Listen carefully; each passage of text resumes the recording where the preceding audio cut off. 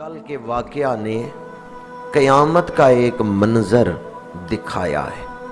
یہ بہت کم لوگوں کے علم میں ہوگا۔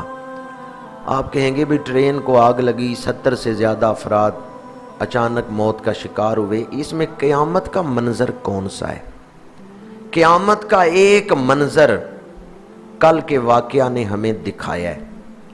ایک خاندان کے 4 آدمی سفر کر رہے تھے، ماں تھی، بیٹی تھی اور 2 بیٹے تھے۔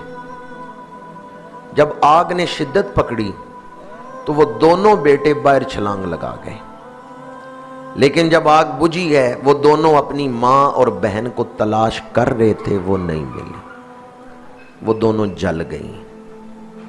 کیا یہ نفسا نفسی کا منظر قیامت کے دن نہیں ہوگا؟ جب اپنی پڑی ہوئی ہوگی، اپنی ماں کی بھی فکر نہیں ہوگی۔ اپنے آپ کو بچاؤ، دوسرا آگ میں جلتا ہے تو جلنے دو۔ یوم یفر المرء من اخیہ وامہ وابیہ وصاحبتہ وبنیہ۔ قرآن پاک نے وہ منظر کشی کی ہے، اس کا ایک لمحہ، ایک کیفیت کل ہمیں دنیا میں دکھا دیا گیا ہے۔ قرآن پاک نے فرمایا ایک دن آئے گا جب ماں بیٹے سے دور بھاگے گی، بیٹا ماں سے دور بھاگے گا، اولاد والدین کو چھوڑ دے گی، والدین اولاد کو چھوڑ دے گی، بھائی بھائی سے دور بھاگے گا۔ یوم یفر المرء من اخیہ وامہ وابیہ وصاحبتہ وبنیہ۔ کل یہ منظر، اس کا ایک ٹریلر کل دکھایا گیا۔ دونوں بھائی باہر چھلانگ لگا گئے، ماں جل گئی ہے، بہن جل گئی ہے۔ نفسا نفسی کا یہ عالم قیامت کے دن ہوگا، اور اس میں کوئی اچھمبے والی بات نہیں ہے۔ ایک لمحے کے لیے خود اپنے اوپر تصور کر لیں، آپ میں سے کوئی ہے جو کل قیامت کے دن اپنے بیٹے کے گناہ اپنے سر لے لے اور کہے میرا بیٹا جنت میں چلا جائے، میں دوزخ کے لیے جاتا ہوں؟ کیا اتنا حوصلہ رکھتے ہیں کل قیامت کے دن اپنی بہن کو تو جنت میں بھیج دیں اور خود دوزخ میں جائیں؟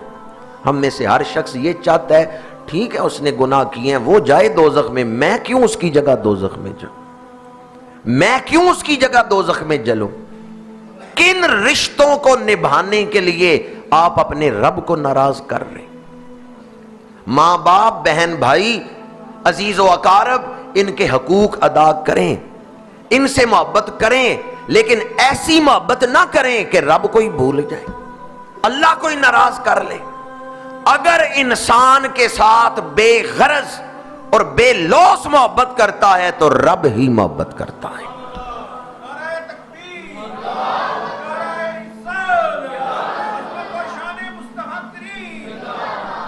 باقی محبتیں غرضوں کے ساتھ جڑی ہوئی ہیں، مفادات کے ساتھ جڑی ہوئی ہیں۔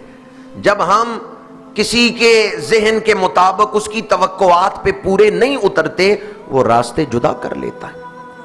کسی نہ کسی موڑ پہ ہر کوئی اپنے راستے پہ چل پڑتا ہے، موڑ مڑ جاتا ہے۔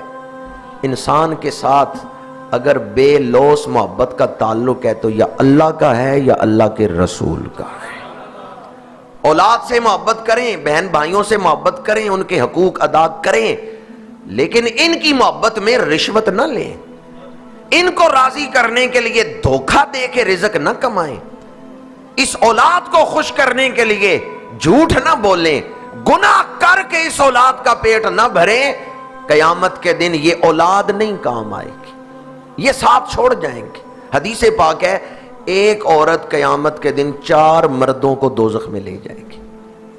بیٹی جا رہی ہے دوزخ میں، وہ کہے گی میرے باپ کو بھی میرے ساتھ بھیجیں، اس نے مجھے نماز کا حکم نہیں دیا تھا، اس نے مجھے نماز نہیں سکھائی، میرے بھائی کو بھی میرے ساتھ دوزخ میں بھیجیں، میرے بھائی نے مجھے امر بالمعروف اور نہی عن المنکر نہیں کیا تھا، میرے خامند کو بھی میرے ساتھ دوزخ میں بھیجیں چونکہ میرے خامند نے مجھے نیکی کا حکم نہیں دیا، برائی سے نہیں روکا، اور میرے بیٹے کو بھی میرے ساتھ دوزخ میں بھیجیں کیونکہ میرا بیٹا خود نماز پڑھتا تھا، مجھے نماز کا درس نہیں دیا، مجھے نہیں بلایا، امر بالمعروف نہیں کیا۔ تو حدیث پاک ہے ایک عورت 4 مردوں کے خلاف بول رہی ہے قیامت کے کہ ان کو بھی میرے ساتھ دوزخ میں بھیج۔ اور یہ 4 رشتے کتنے پیارے ہیں، باپ کا رشتہ، بھائی کا رشتہ، خامند کا، بیٹے کا، کتنے پیارے رشتے ہیں۔ عورت کہہ رہی ہے میں دوزخ میں جا رہی ہوں تو یہ کیوں نہ جائیں، ان کو بھی میرے ساتھ بھیجیں کیونکہ انہوں نے مجھے نیکی کا حکم نہیں دیا تھا۔ انسان ایک مغالطے میں ہے، انسان اس وہم میں ہے کہ یہ رشتے ہمیشہ اسی طرح قائم رہیں گے۔ دنیا کی زندگی آزمائش ہے۔ الاخلاء یومئذ بعضهم لبعض عدو الا المتقین۔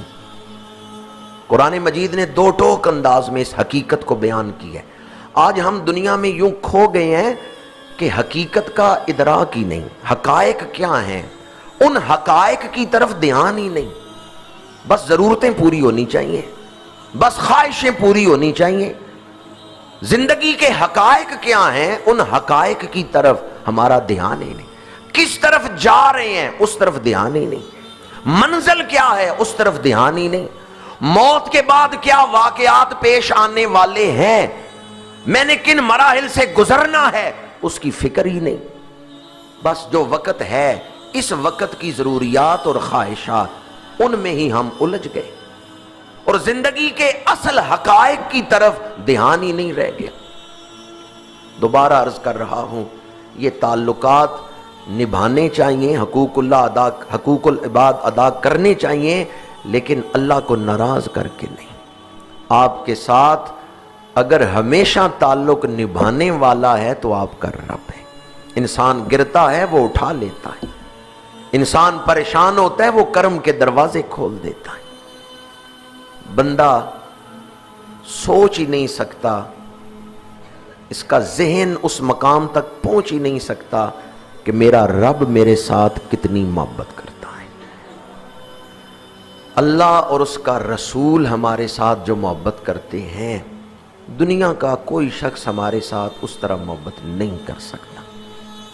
حدیث پاک ہے، ام المومنین حضرت سیدہ عائشہ صدیقہ رضی اللہ تعالی عنہا، آپ سے یہ روایت ہے، انہوں نے عرض کیا یا رسول اللہ صلی اللہ علیہ وسلم، قیامت کے دن لوگ ایک دوسرے کی فکر کریں گے یا بھول جائیں گے ایک دوسرے کو؟ میرے آقا کریم نے فرمایا 3 مقامات ایسے ہیں جہاں دوسروں کی فکر نہیں رہ جائے گی، اپنی فکر پڑ جائے گی۔ جب نامہ اعمال تقسیم ہو رہے ہیں، اپنی فکر کہ میرے پتہ نہیں دائیں ہاتھ میں پکڑایا جاتا ہے یا بائیں ہاتھ، اس وقت اپنی فکر ہوگی، دوسروں کی فکر بھول جائے گی۔ فرمایا دوسرا مقام جب میزان پہ عمل تولے جا رہے ہیں، اس وقت بھی اپنی فکر ہوگی، دوسروں کی فکر بھول جائے گی کہ پتہ نہیں میرے گناہ بڑھ نہ جائیں، نیکیاں گھٹ نہ جائیں، میں دوزخی نہ قرار پاؤں۔ جب نامہ اعمال میزان پہ اعمال تل رہے ہیں، اس وقت اپنی فکر ہوگی، دوسروں کی فکر بھول جائے گی۔ اور پھر فرمایا تیسرا مقام جب لوگ پل صراط پہ قدم رکھیں گے، جب پل صراط پہ چڑھیں گے اس وقت دوسروں کی فکر بھول جائے گی، اپنی فکر ہی غالب ہوگی کہ میرا کیا بنتا ہے۔ کتنے مقام حضور نے بیان فرمائے؟ 3۔ یہ نفسا نفسی کا مقام ہوگا، اپنی فکر ہے، دوسرے کا خیال ہی نہیں۔ حضرت انس رضی اللہ تعالی عنہ، آپ نے حضور کی بارگاہ میں عرض کیا یا رسول اللہ صلی اللہ علیہ وسلم، قیامت کے دن میں آپ کو تلاش کرنا چاہوں تو حضور کہاں ملیں گے؟ میرے آقا کریم نے 3 مقام بیان فرمائے۔ فرمایا حوض کوثر پہ آ جانا، میں اپنے پیاسے امتیوں کو کوثر کے جام پلا رہا ہوں۔ یا اللہ جو اس پہ محبت سے سبحان اللہ کہے اسے حوض کوثر کے جام نصیب فرما۔ یا رسول اللہ اگر وہاں نہ ملیں تو پھر میں کہاں آپ کو تلاش کروں؟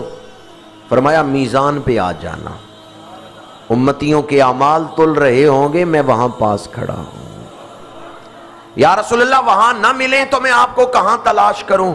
فرمایا پل صراط پہ آ جانا، میرے امتی پل صراط پہ قدم رکھیں گے، میں ان کے لیے سلامتی کی دعا کر رہا ہوں۔ رب سلم امتی، رب سلم امتی، رب سلم امتی۔ جب ہر کسی کو اپنی فکر پڑی ہوئی ہوگی، میرے آقا کریم وہ ہیں جنہیں امت کی فکر ہوگی۔